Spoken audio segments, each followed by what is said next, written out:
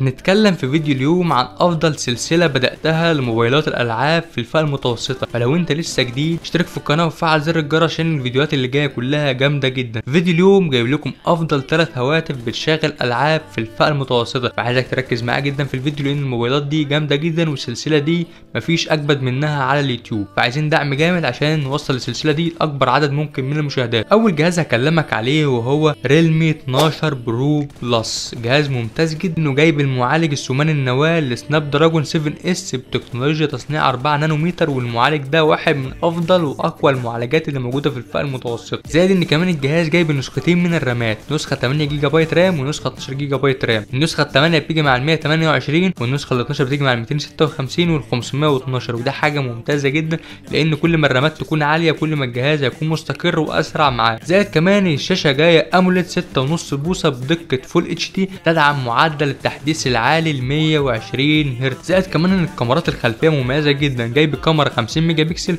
وكاميرا 64 ميجا بكسل. زائد ان الكاميرا الاماميه جايه 32 ميجا بكسل ممتازه جدا. الجهاز جاي بنظام تشغيل اندرويد 14، البطاريه 5000 ملي امبير، شاحن 67 واط. الجهاز ممتاز جدا يا شباب، واحد من افضل الاجهزه اللي موجوده في الفئه المتوسطه. تاني جهاز هيكون معانا هو الشاومي البوكو الاف 6. مع كلنا عارفين ان البوكو الاف 6 سواء شركه شاومي او بوكو يعني بالاخص مميزين جدا في حته الالعاب وحته الكفاءه في الالعاب، لكنهم مش مميزين خالص في حته الكاميرات. فهنا الجهاز جايب المعالج الثماني النواه لسناب دراجون 8 اس بتكنولوجيا تصنيع 4 نانو متر، حاجه ممتازه جدا. كمان الجهاز جايب نسختين من الرامات 8 و12.